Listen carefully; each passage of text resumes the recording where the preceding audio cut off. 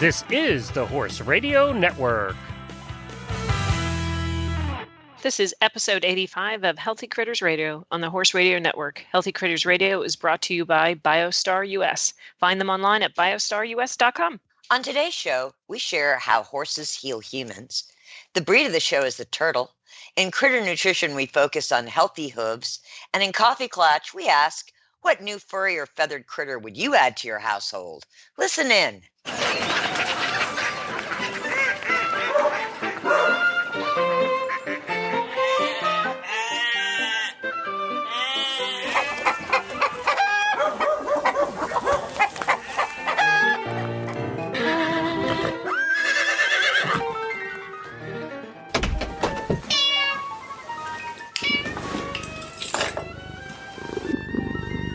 This is Healthy Critters Radio. I'm Tigger Montague. And I am Patty Perucci, and I would like to introduce my wonderful friend and producer, Jennifer. You're just trying to trip me up. I was. Did it work? Yeah, pretty good job. Pretty good job. You tripped me up too. Yeah, Tigger's going, did she invite somebody else that I didn't know about? Yeah, exactly. Great. Peter's on the show. Well, thanks for tuning into Healthy Critters Radio, everybody. Yes. Where we talk about all things healthy and critters. Welcome, welcome. And we're the only show that has a talking Pomeranian. Yes. And I would think that Glenn would have reasons for that, but we're not going to talk about that today. No, we value our talking Pomeranian. We do. Yes. We do. Her name is Hedwig. Miss Hedwig is an important member of the team. She knows a lot of stuff. Yes, she does. A lot of stuff. And she has opinions about a lot of stuff. Which we will hear from today. Yes, we will. Absolutely. And one of the things he has opinions on is humans. And I think we have a human topic to start out things. We're critters. Humans are critters, so that makes sense. Servants. Yeah. I think they're called servants. Yeah. Not that I want to correct you, but I do believe the term is servant. Or is that just her servant? Oh, all humans are servants. Okay. Yeah. Well, there's so much I still need to learn after all these episodes. I think it's global for Hedwig. Yeah. Global. Okay. That's good to know. So Tigger. So I have some news. You have what? I have news. You do? I do. Every time somebody says that, I always think they're going to tell me they're pregnant. Okay. Wait, so no that's not worries it. here. Okay, good. I have a new horse. You do? Oh, boy! Who is it? Her name is Ginger, and I got her from Hope's Legacy, which is a rescue in Afton, Virginia. Okay. And she came from Peaceable Farm. Oh, yeah. Okay. And, Yep. for all our listeners, Peaceable Farm was a large farm that was taking in retired horses, and they were neglected. 50 of them. Many died. Hope's Legacy managed to get 10 out, and Ginger was one of them. Wow. She's 20 years old. She's a quarter horse cross. She's chestnut with a flaxen mane and tail. And I got her to be Lion's companion. Oh, that's wonderful. What does Lion think about that? Does he like that? Yeah, he's fine with it. But she has decided that she would much rather be with the herd than be with him. Oh. Yes. The best laid plans of mice and men. Yeah, that's right. Um, So how's that going? Well, I mean, she hasn't even been here a week. So I'm hoping that, she's going to get to the point where she's fine being with him and not Lion's enough. Yeah. screaming to the herd, but we'll see. Well, I would just like to point something out going into this conversation. She is a chestnut mare. Uh-huh. Yeah. Uh-huh. Okay. And I'm just going to stop. You just never know. They can run your lives in a good way. She may know things that you're not even aware of. She may have better plans. You never know. Lion can't go out with the herd? Not during the summer. He doesn't want to. He wants his fans. He wants, he wants the finer things in life. He The goes back to wintertime, his he's really happy being out. But in the Yeah. summer, no flies, nothing Yeah. can land on him. He's So he going needs back a to his friend. horse show days. Exactly. Yeah. Exactly. One does never truly retire, I don't think. Yeah. Maybe Ginger just is, prefers the tough guy type. I don't know. Yeah, that's true. She might. I mean, she was with a thoroughbred, and they were turned out 24/7. She doesn't mind being in the stall. She's happy to eat her hay, drink water, but she's always, looking out, calling. Does she think the grass is greener on the other side of the fence? Well, she is out 12 hours a day. Well, that is the grass has got to be pretty green at that point, I would think. Oh yeah. So, I'm teaching her a few ground manners, and she's the kind of horse that really wants to be a good horse. She's not intentionally being a jerk, but she also doesn't have some basic skills like body awareness. Where was she prior to Peaceable? Nobody knows. Wow. It's a great mystery. Yeah. So anyway, you'll have to keep us tuned with that. On the adventures of Ginger, chestnut mare. Be Ginger Minute. Yeah. Yes. As the chestnut rolls. Well, good. Yep. That's right. So we have an interesting show today. How's that? Well, we're going to talk about how horses heal humans, and how we can save turtles. Yes. Keeping horses' feet healthy. And, what new feathered or furry friend would you add to your family? To your clutch. This sounds like a little bit of an enabler kind of an episode to me. Yeah. Yes. Beginning to wonder. Word of caution, listeners. Well, let's find out. If you are prone to accepting ideas for new furry, finned, or feathered friends, don't blame us if you end up taking home a goldfish because of this conversation. Exactly. I'm feeling it's not going to be goldfish, but I just can't wait to hear. There we go. Let's go. So here we are at our roundtable discussion, which is on how horses heal humans. And the reason I was inspired to bring this to Healthy Critters is a friend of mine was telling me about a horse therapeutic riding program that's very close to her house. And she said they recently started bringing in the wounded warriors, but not to ride. And I said, what do you mean not to ride? She goes, oh no, they come and they fix fences and they weed whack and they may go into a stall and clean water buckets. And I said, well, okay. And she said, and you can't imagine the effect these horses are having on these wounded veterans. Wow. And I said, well, how? And she said, just for some of these guys, just being in a stall with a horse that's just standing there and not judging and just accepting and sometimes curious and sometimes nuzzling, and it heals them in a way that breaks down the wall, that the self-protection that they have had to carry. And she said that the therapeutic riding head has walked by a stall and heard a veteran just talking to a pony.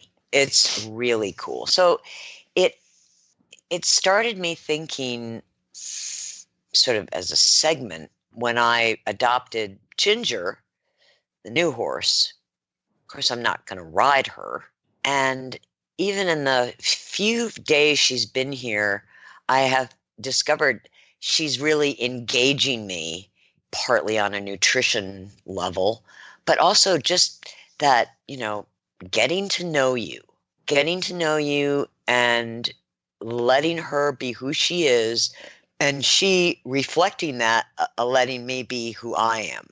And it's always such an interesting process with a new horse, whether you ride them or not. Yeah. I was just, when you were saying that, I was thinking about when I get horses in for training, I just actually got a horse in that I had broke as a 3-year-old and from the breeder, had it for 2 years. And then it went on to the breeder's granddaughter, and the granddaughter has outgrown it. And when you were saying that this is what we were going to do for this roundtable discussion, the first thing I thought of was how cool it was. I don't think people often understand, if you aren't a horse person, I'm sure most of the population would be like, then if you're not going to ride it, why would you have it? And there was a recent article out about, do horses get attached to people like dogs do? And I think all three of us have the answer to that, and I would be fairly certain it would be the same. But what was fascinating to me with this horse is, it's a totally different location that I was in before when I had him. But by day 2, he totally recognized me. Yeah. And it like brings tears to my eyes a little bit, because as somebody, as part of my profession that does sell horses, it makes you think about how engaging they can be and how healing they can be just by never even getting on their back. Yep. So it's pretty remarkable. I'd love to see that, because think about what it's doing for us, just dealing with them on a daily basis. And, obviously everybody has their day-to-day issues that they have and things that they worry about, but a wounded veteran, my gosh, yeah, that's pretty cool. So Tigger, I'm curious. Yes. During your getting to know you phase, paint a picture for me of what those first few days look like, what your interactions look like with the horse, what you anticipate, what your goals are for those first few days of a horse that you just got. And Ginger, you don't have really any significant history, so it really is getting to know you from a blank slate point of view. Yep. Kind of paint a picture of what that looks like, because it's a little bit different for everybody. I'm very aware of my voice with her. I'm very aware of my body energy when I interact with her. Mm-hmm. Very low key, very neutral, everything very positive, but not overwhelmingly so. In other words, not, hi, Ginger. Not in her face, yeah. Yeah. I kind of let her tell me where she wants to be touched. Mm-hmm. And, then, of course, finding out that she leads, but she doesn't really yield. She doesn't really yield her body away. So, work on that in just a friendly, fun, not making it a lesson as much as me using my body to kind of move her hips around or her shoulders, and then telling her how awesome she is. And it's very short periods with her. And that's basically how I approach a new horse. I like to observe them. I like to be as least intrusive as possible. All right. So you're trying to receive information more than give it. Yeah. Yeah. How about you, Patty? When you probably are less likely to have a horse that comes into your life with pretty much no history at all. You're more likely to have something come in that you've gotten at least one human being's take on. How might that pan out for you for those first couple of days? Well, interestingly enough, you would be surprised how little information I actually get. Years ago,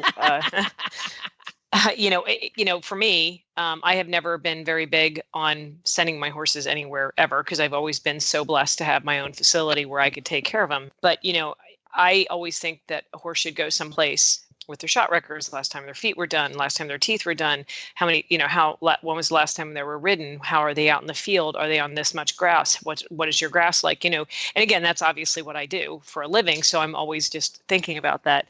But what's interesting for me is reading between the lines, not necessarily that anybody ever brings a horse and tries to lie about it, but reading what their perception of what the horse is doing, mm-hmm. and then seeing what my perception is. And I will tell you, as time has gone on and I've gotten older and a little bit more comfortable with relying on my evaluation of things, I almost don't like as much information, because I feel like, I like to know if a horse has been ridden and what it's been fed for that basic reason. But I try my best to spend as much time with a new horse as I possibly can. So especially for two reasons. One, if it's a horse that's come into training and there's specific needs, for example, I've got a mare in 8 months ago, and the woman really wanted to learn how to ride this very sweet Spanish mare. And she had been at one level and now mysteriously wasn't at this level anymore. So I had to truly evaluate what the horse did on the ground versus what she did under saddle and sort of figure the whole thing out. So the best answer to me was just to spend time with the horse myself. And I kind of do a little bit of like what Tigger's saying, but I like to see how they interact with me in the stall. I like to see from day to day how anything I did the day before, if it builds on to the next day, then I realize their trust factors are, they get an A+ for that. That's not something I have to overwhelmingly work on. But some of them, even though, and I find the ones that have come with the most history sometimes are very, very friendly, but the least trusting because of what I said earlier. They miss their parents. They miss their mom. They miss, like, why am I here? So for me, it's, generally an evaluation. I like 30 days to be able to evaluate completely where I think a horse is and how I can deal with it.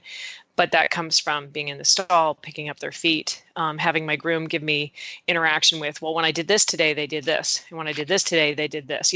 Does that stay the same? Are patterns repeatable? Are they totally and some of the horses, like when I go to get on them is another really big thing, because honestly, that's the most dangerous time in horse riding is getting on. Getting on. There we go.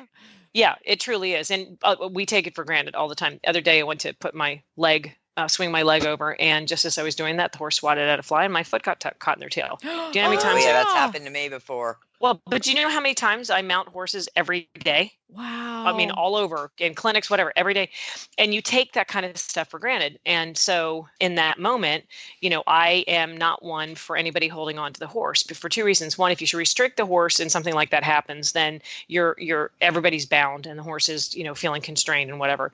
But that to me is a very personal time with that horse. And if you have not spent time with that horse on the ground, especially if it's a horse that is for an amateur, that is very telling to me about how you deal with it. This particular mare that I was telling you about, something happened to her at some point in her life, and it didn't necessarily need to be a big deal. Like, she's very, very reactive, but I don't think she was ever abused, if that makes sense. I mean, it just, she could have had a fly land on her patucus as someone was mounting one day in Spain, and it completely forever imprinted her and scared the crap out of her. So every time I get on her, I get on that horse as if the owner's getting on it, if that makes sense. I mean, I always try to make sure that horse, that horse is always very quiet. There's nothing ever going on. So I don't like people to hold it. So anyway, I mean, it's just sort of, I could talk about this stuff forever because I find it so fascinating building the relationships. I mean, the older I get, the more I realize the training of the horse, the riding part of it only becomes this big icing on the cake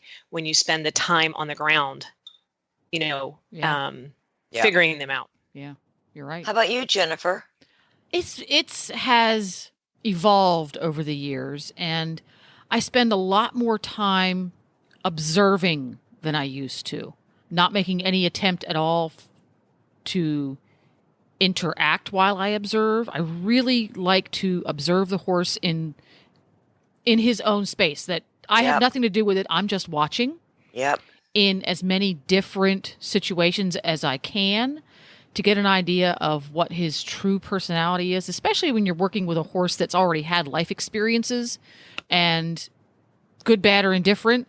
Those life experiences influence how he is around humans, around all humans. And I want to see what he's like without that human influence, and then compare that to what he's like with the human influence to kind of give me a gauge on what his past experiences are and how they've influenced him. Because like Patty said, they're not all the same. Some horses can be highly reactive and other horses less so, like that mare who possibly had a big honkin' fly land on the top of her bum one day. Or a rider was getting on her one day, and just as their leg went over her croup, a helicopter flew over her head and scared the bejesus out of her.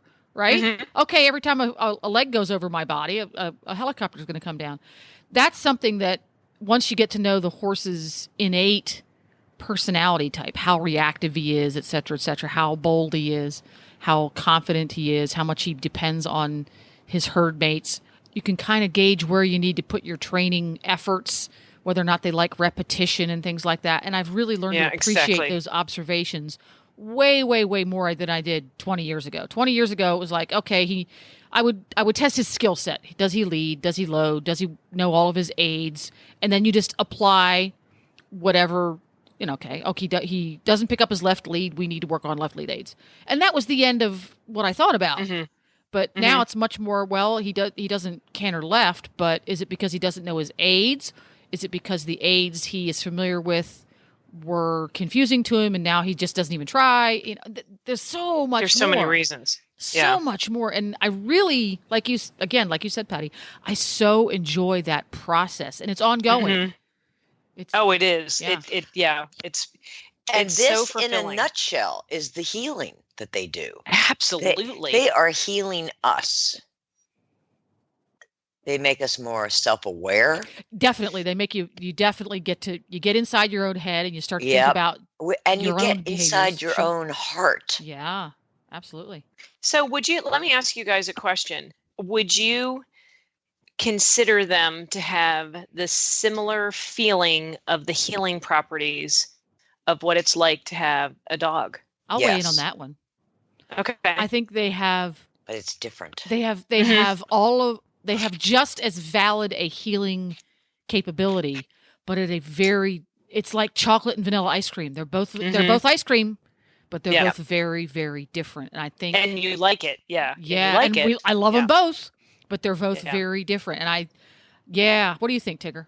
Oh, that's what I was, you couldn't hear me. I was like saying, they are both healers and they're different. And that's one of the, I think, things of gratefulness is that we're lucky enough to have both. And if you have cats, you have another kind of healing energy, and goats and llamas. And I think animals critters in have general. such a gift for and especially the wild critters, because even though we're not in touch with them, even though we're not touching with them, living with them, their presence in our vision and seeing them and our amazement with them awakens something in us. And that, for me, I think is very healing.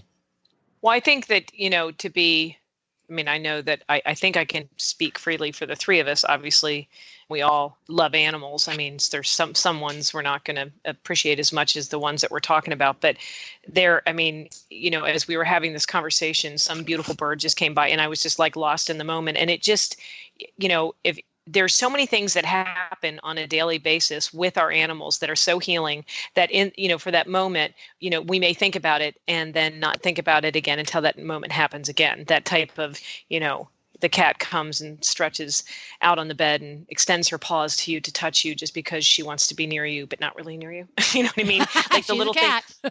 Yeah, but right, exactly. But the things that just, I think to answer my question, I check both absolutely what you guys say, what you both said. What it's interesting to me, my dogs tend to be more of the ones that I need to, like, if I'm really needing some comfort or I need some type of healing, they're the ones that I need them to be constantly laying up against me to feel that benefit. With horses, you guys, neither one of you have kids, but there's this thing when they're younger, they call it parallel play. And with the horses, I can sit in a stall and watch them eat and not even have to touch them, which is so magnificent to be able to experience what that horse can give me through smell, through sound. Like, to me, horses are more are smell and sound. I mean, there's not a person that has a horse that I've ever heard that says, who doesn't love to be the first one in the barn to dump grain, to hear them by yourself munching, and like just the thought of that is just it's so spectacular. So it's just when people tell me, oh God, I can't do an animal, I can't even talk to them. I've got a zoo in my house, you know what I mean? And I'd rather have that zoo in my house and, the horses in my life, to be able to reach out and get that type of extra comfort or healing. I just, I think we're very blessed to have it. There you go. Yeah. And I think we could probably broaden this discussion a little bit, because I'm sure a lot of folks are sitting here listening to this right now going, well, I don't need any healing, right? I'm fine. Right. I think even more than healing, these animals that we're talking about in these relationships, even if the relationship consists of continuously and thoroughly observing the wildlife around you, it nourishes. And I think that nourishment creates the healing. Absolutely. Talk about deep stuff. Dang! Yeah. Dang. Wow. Dang. I feel so smart now. Well, talk about deep. We're about to talk to Hedwig, who dives deep into that's deep. to the Okay. Yeah. trash receptacle. That's it. The talking Pomeranian the Hedwig. talking Pomeranian. Here she comes.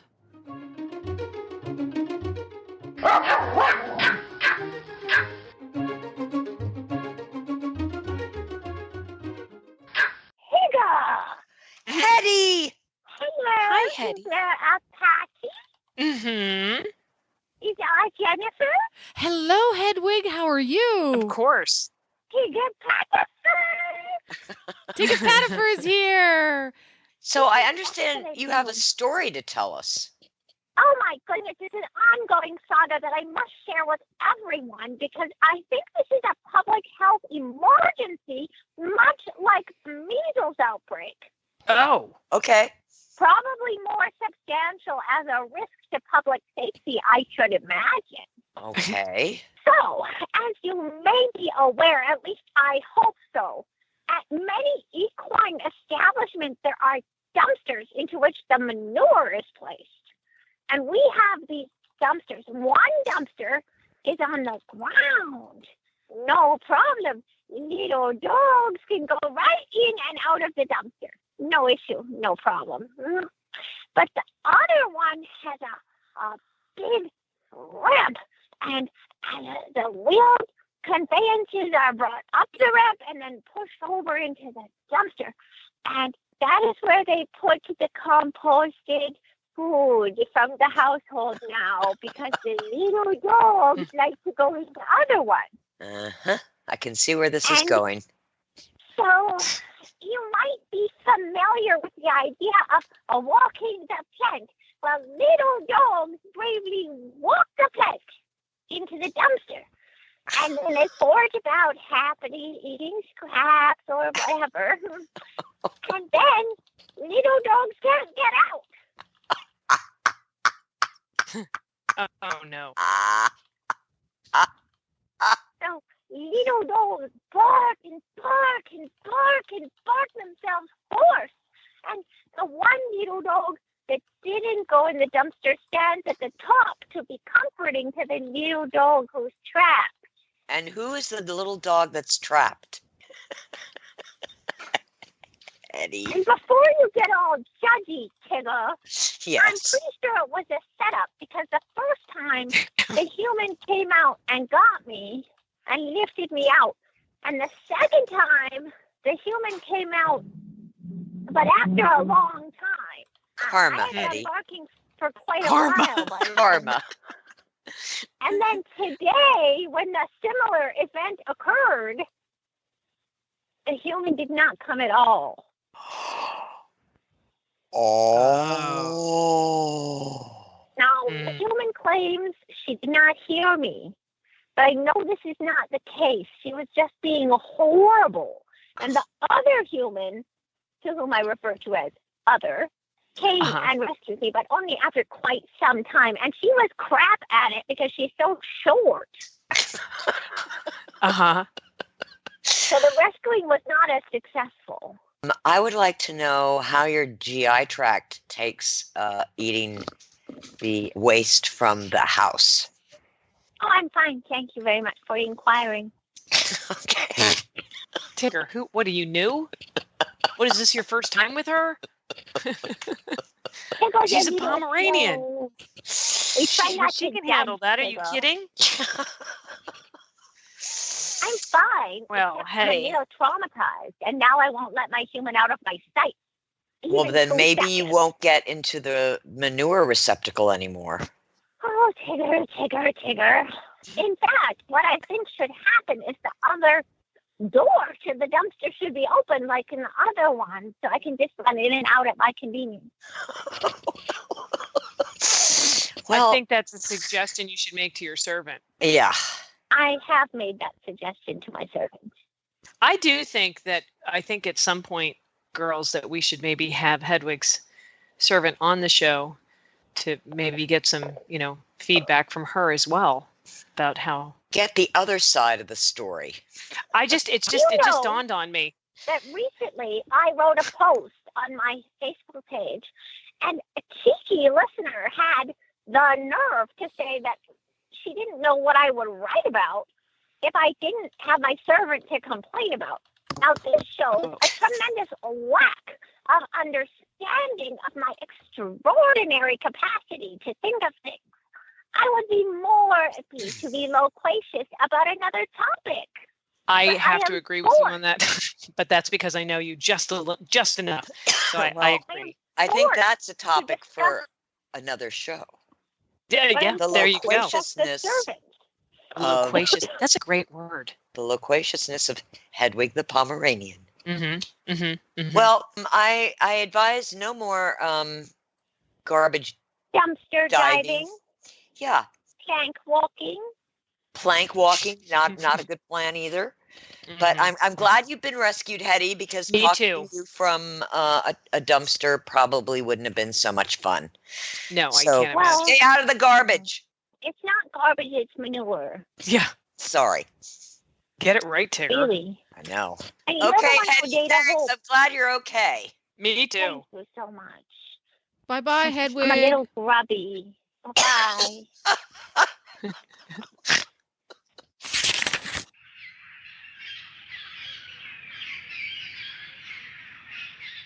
So we are now at Critter Corner, and I thought nothing more appropriate than to talk about turtles. I'm sure everybody has seen turtles in the road, obviously more in the spring. And it's been so fascinating kind of looking into this. I don't know about you guys, but if I see a turtle, I pull over as long as it's safe and, try to get them on the other side. And there has been many times when I've gotten out and went, "Ooh, that's a snapper." And just actually last week, I was in my outdoor arena and there was a little tiny baby snapper, which is really quite cute.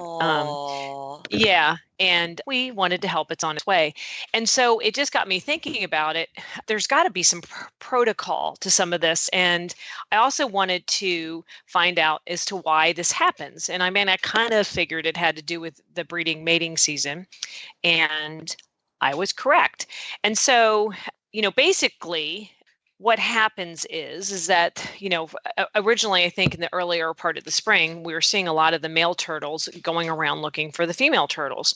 And so they'll kind of move from pond to pond, third turtle mama, and they look for as many female turtles as they can to breed with, to obviously repopulate. So what happens after that is that then turtle mamas are then in search of a place that has adequate sun, but also and drainage, but also moisture, because obviously turtles can dry out, to lay their eggs. So, because of this, we end up seeing, and there's so many different types of turtles. So this isn't really going to be about breeds of turtles, because there's different ones in Virginia, in Florida. Throughout the whole United States. But so I just wanted to come up with some tips and some interesting facts about why turtles are doing this and how some states are actually helping, because it's a really quite a big problem with turtles being, hit on the road.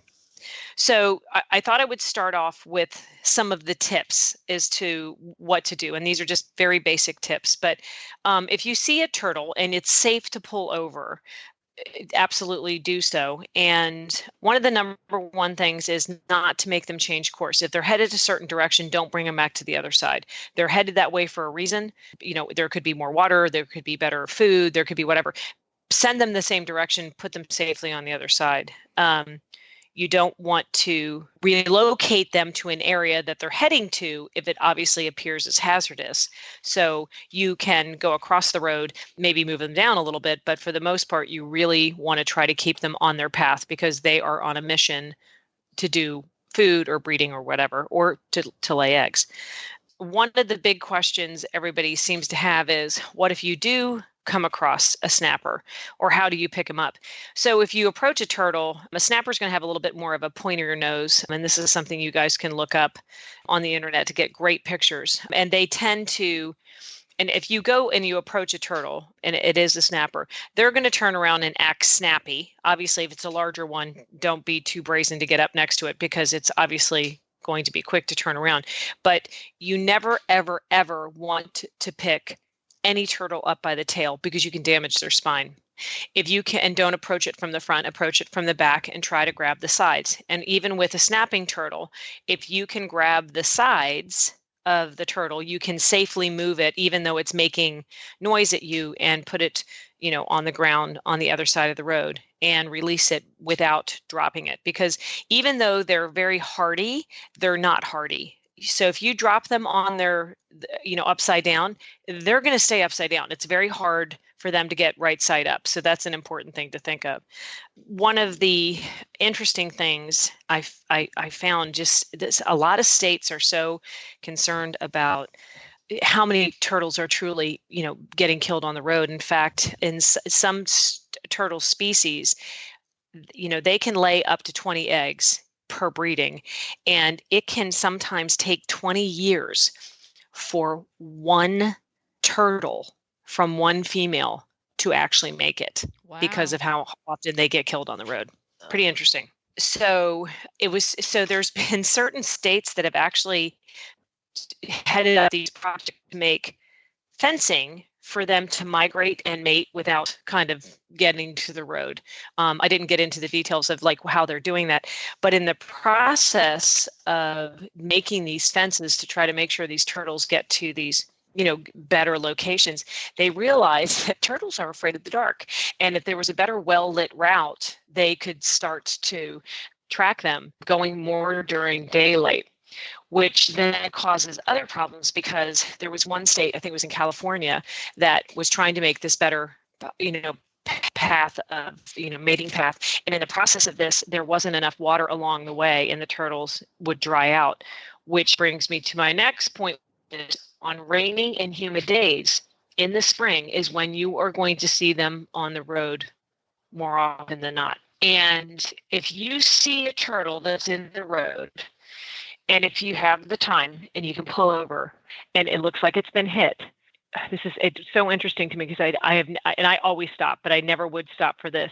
They say if you have the time and you can stop, go approach it and pinch its hind feet to see if it's actually dead, because a lot of them get hit and people don't do anything about it, and they don't think anything about it, and they're actually suffering. So, and they can actually still be saved. They're incredibly resilient if you can get them to a vet or a rehabilitation center. So it's just this information about how to handle these things with turtles is endless.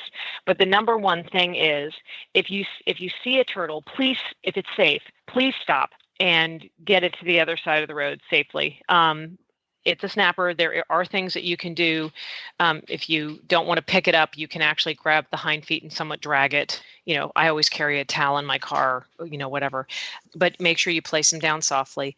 But, be on sort of alert. But if you do see one that's hit and you have the time, stop and check and see, because there has been a lot of stories about ones that have been hit that got into turtle sanctuaries and and got in contact with vets, and they were able to save them because they're actually quite resilient. So it's I would never have thought to pinch their little feet.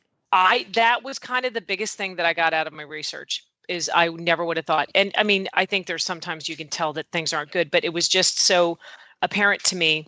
Of course, you don't want to bring up the sad parts in this, is that when they do get hit, sometimes they're alive. They're still alive.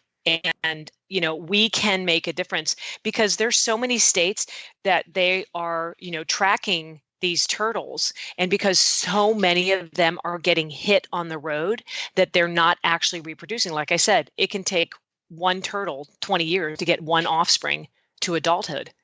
So every little bit helps. Every little bit helps. So if you see a turtle, and this is going to sound, maybe it won't sound stupid, I always have some form of a blanket or something in my car because if you see an animal on the side of the road, I am going to do my best to stop and pick it up or cover it or do whatever.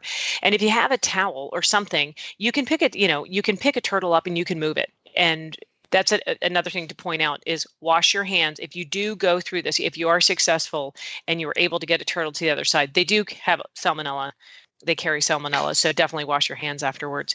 But yeah, I mean, every little bit can help keep a species going. And it's fascinating, so fascinating how different types, I mean, there's obviously lots of box turtles actually in Florida and in Virginia. And I'm sure, Tigger, I'm sure you see them. I don't know if I haven't seen any yet, but it's going to probably happen in the next 4 weeks. So pull over, everybody, save a turtle, help them out.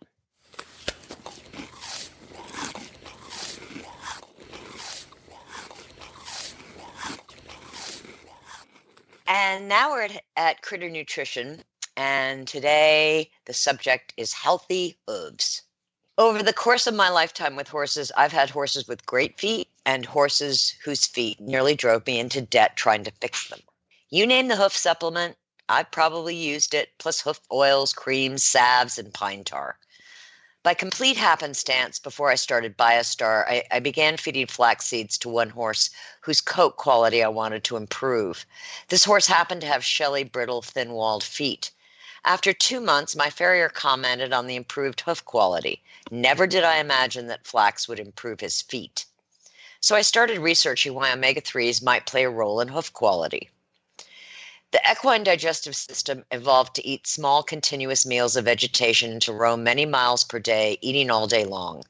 The grasses not only provided water, protein, carbohydrates, and fiber, they also provided fat, specifically the fatty acids, high amounts of omega-3 and low amounts of omega-6.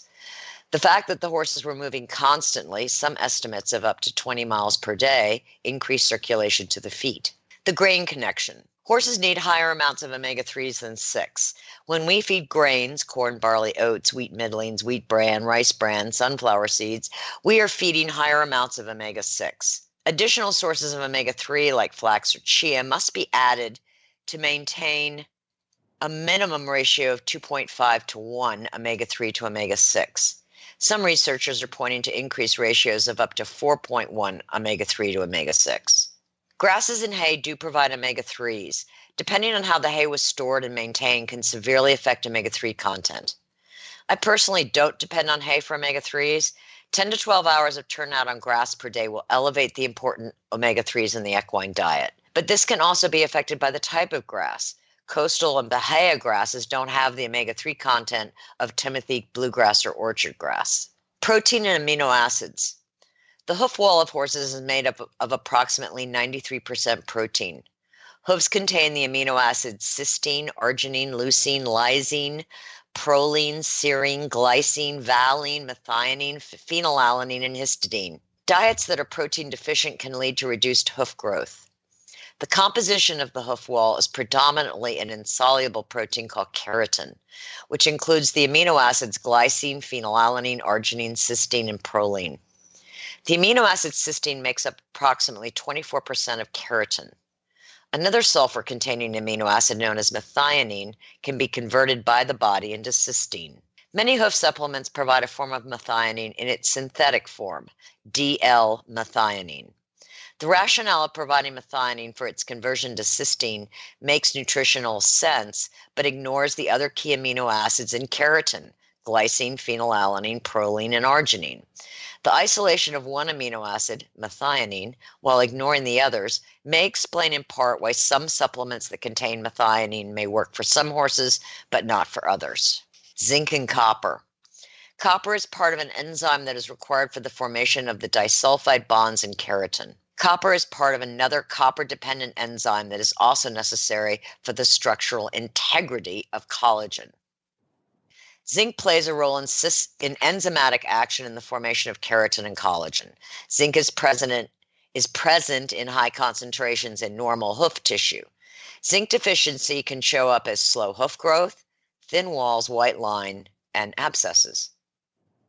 Excess iron can interfere with zinc and copper metabolism, but it must be noted that iron absorption is low in equines and ranges from 2 to 20%, with 4% being the average, while zinc's absorption rate is 5% to 90%.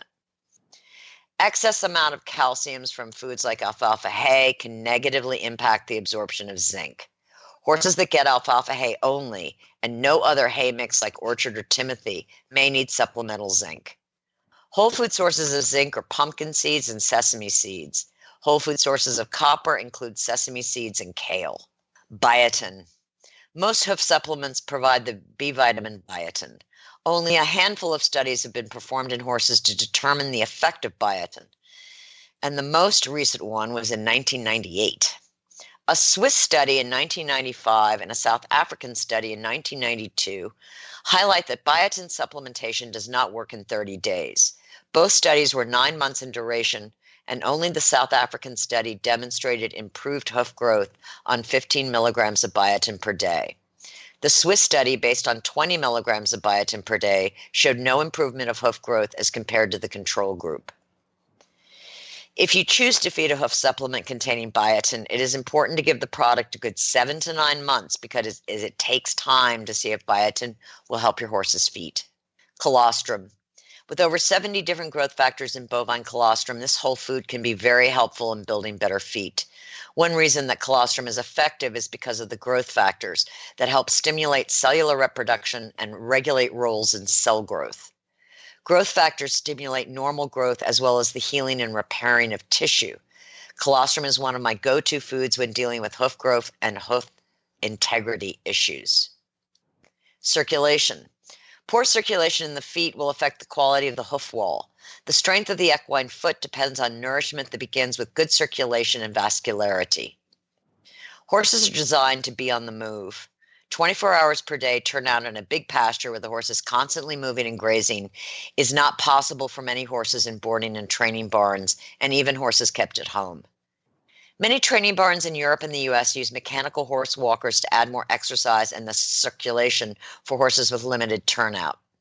Horse gym treadmills are also becoming more common.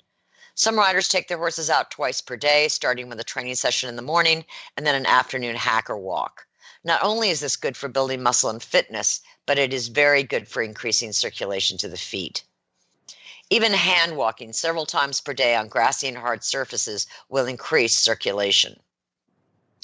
Nitric oxide is the master circulatory molecule in the body, and stimulating more nitric oxide production can be very beneficial to increasing circulation to the feet. BioStar's formula Circuvate is a nitric oxide stimulator, providing the substrate arginine for nitric oxide production.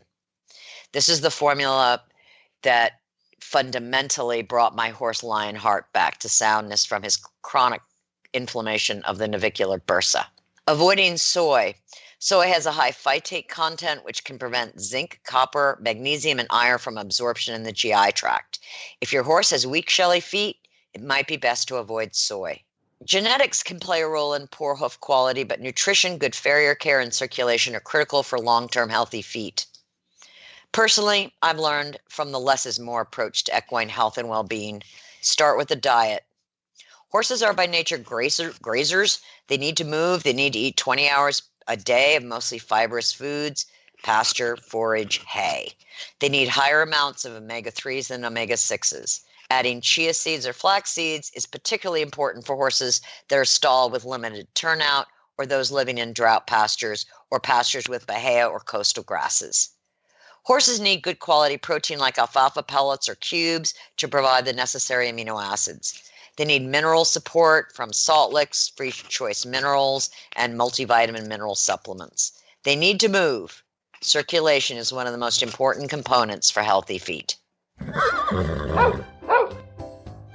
Real horses and real dogs are healthier, perform better, and recover more quickly on real food. That's why BioStar empowers horse and canine owners with 100% whole food nutrition, supplements, and feeding programs.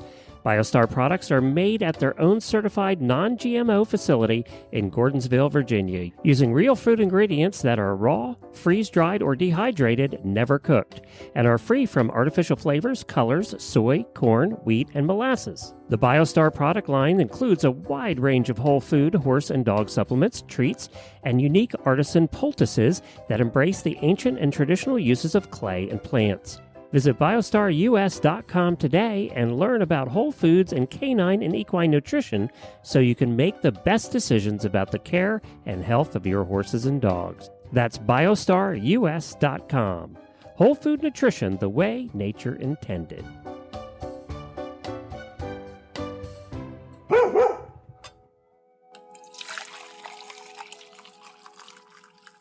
And now we're at Coffee Klatch, and I thought it would be fun to speculate. If you could add one more furry or feathered or finned critter to your household, what would it be? What would it be, Patty? I would have to say at this moment today, it would have to be some sort of animal that can help me vacuum or clean. As many of my very close friends know, I am head keeper of a zoo. I have quite a few dogs. I don't know, Tigger. I think honestly, I really would love to have some chickens. Just because for the longest time, I didn't think I wanted chickens. Huh? I get it. Yeah, I just love. I'm learning more about chickens. I love eggs too, but I think I would go with a chicken. I believe. How about you, Jennifer? That's my final answer. I'm going to step outside the parameters of this conversation and say that I would like to add a finned friend to my house. Like That's an Ada? F you didn't have in there, isn't it? Right. That's true. Yes, A I have an friend. aquarium. Okay. You do? I have an aquarium, and it is currently populated by half a dozen 19-cent feeder fish who are happily swimming about in there and have been for the past 2 years. Wow. Yeah, feeder fish are the best deal in town because they're really hardy, so it's hard to kill them.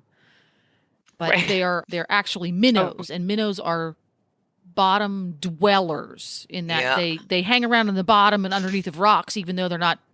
They don't clean the bottom like a catfish does, but they hang around in the bottom. So I need to get a fish that likes to live in the middle to the top of the aquarium because it's kind of quiet up there. Yeah. Okay. And So what would that be? I was going to say, what is that? Well, Don't leave us hanging. it's going to be, I think, what are they called? It ends in BUNK, and I can't remember the first half of the name, but it's a type of goldfish. It's the short, Okay. the short kind of golf ball shaped ones with the fancy tails.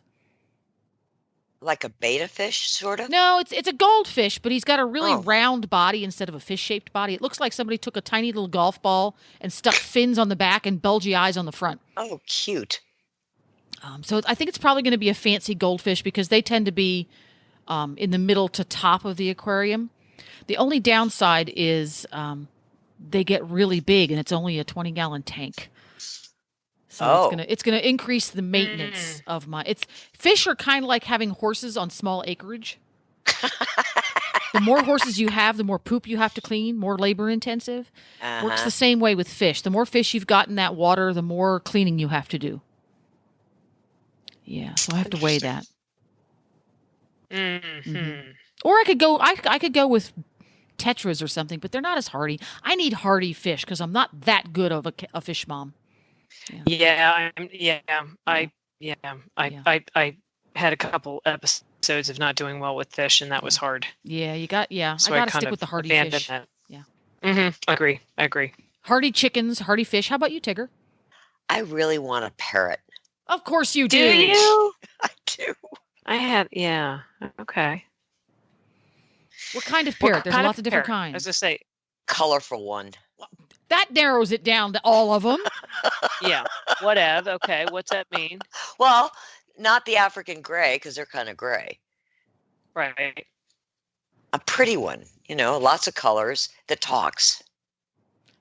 Well, don't you want African to get a baby one that you can teach to talk? Yes. Oh my gosh. But here's the thing they say, because I was into birds for quite some time. And they say the biggest thing with the parrots is you just have to make sure that you but they live a long time, and people they always suggest that you have somebody that will take them afterwards, because you just want to make sure they live a long time, and they can live like 75 years. Yes. I wonder You if have to make there, accommodation like, for them rescues? in your will. Yeah, is there? Yeah, that's yeah. I couldn't figure out the nice way to say that. Is there parrot rescues, Tigger? Have you looked into that? Well, this is my fantasy. Okay. Oh, I can't wait to hear. Is to have a parrot, but I'm a long way from the fantasy becoming a reality. I just thought if I'd like to add something, I would like to have a parrot. I would like to have like a pirate parrot. A pirate parrot. That One means that sits on. have one eye and one leg missing. No, you know I think that's a macaw, maybe. Yeah. I think. Yeah. And they, sit on your shoulder and take crackers from you and talk. Okay, I think that would be fun. So I Googled it because that's what I do. And there are parrot rescues. I found right here the Florida Parrot Rescue Inc. Forever Homes for Feathered Friends. There you go. And they have pictures of all these beautiful birds. That's good to know. That's good to know. That's right. You can adopt, foster, volunteer, or surrender. I actually had a baby parrot as not me, but somebody I worked for, where we had to actually, feed it as a baby. And boy, I have to tell you, was it fascinating, because you have to get it down the right side of their throat and all this like cool stuff. But they're just so attached to you. It is so sweet. It was green. It really much. Yeah, really. I think it was a green-winged parrot. Green-winged parrot, I think. It was going to be a big, beautiful bird. But yeah. Well, there are some wild parrots in Wellington. These two like green parrots. Really? Yes. And it must have, somebody said, well, they probably got loose during a hurricane and they would just perch on the fence. And they weren't very big parrots, but they were cute little green parrots. And that started me thinking about, if I was going to add something different, I think a parrot would be really cool to have. I have chickens, and I don't do well with fish. Florida Parrot Rescue has lots of really beautiful birds looking for forever homes. I'm just saying. That is something that I would totally do when I know at some point where I'm not going to be traveling, which I don't think that will ever happen. But yeah, that could get dicey, couldn't it? Yeah. Yeah, I could see that, because they're just funny too. I mean, I don't know if you guys ever see the videos of the cockatoos and they start dancing when like someone plays adorable. A guitar, or they start singing. Yeah, they're stinking adorable. Yeah. And I love their eyes. Do you notice that their eyes are like dinosaur eyes? Having never seen a dinosaur eye, I cannot comment. Yeah, I'm like, huh? Watch Jurassic Park. Yeah. So wouldn't that mean that CGI created dinosaur eyes are like bird eyes? Yes, because birds are modern day dinosaurs. Mm-hmm. That's how dinosaurs really kind of survived, not in their original form, but that hip, the hip joint is a bird joint. And when you look at a chicken's eye or you look at a parrot's eye, you see a raptor eye. It's so cool. Especially depending on what kind of chicken you've got there. Some of them are closer to raptor than others. Well, when you watch them run, they're like little T-Rexes. When you watch Jurassic Park and you watch how those raptors and T-Rex runs and you watch your chicken run, you go, oh my God. So if you're thinking about adding a new kind of furried or finned or feathered friend, let us know on healthycrittersradio.com. Thanks for listening, everyone, and thanks to our sponsor, BioStar US. You can find them online at biostarus.com. Get the Horse Radio Network phone app on iOS or Android by searching for Horse Radio Network in the App Store. It's free and easy to use. For details about today's show, go to healthycrittersradio.com where you can find links, photos, and more information about our guests. As always, we love your feedback. Please follow us on Facebook under Healthy Critters Radio. Be sure to visit all the great shows on Horse Radio Network at horseradionetwork.com. Love your dog. Hug your horse. Feed your chickens. Clean your litter box. Dance with your goat. Slither with your snakes. Howl at the moon. Hang with your hamster. Party with your parrot. Waddle with your walrus. Outwit your otter. Cuddle your cows. Rap with your raptor. Go chipping with your chipmunks. Forgive your fox. While hedging your hog. We also recommend that you rack with your raccoon. Gyrate with your giraffe. Meditate with a meerkat. Uber with your orangutan. Facebook with your flamingo. Ponder with your panda. Walk with your Wookiee. Yawn with your yak. Twitter with your toucan. Go raining with your reindeer. Dropbox your dragon.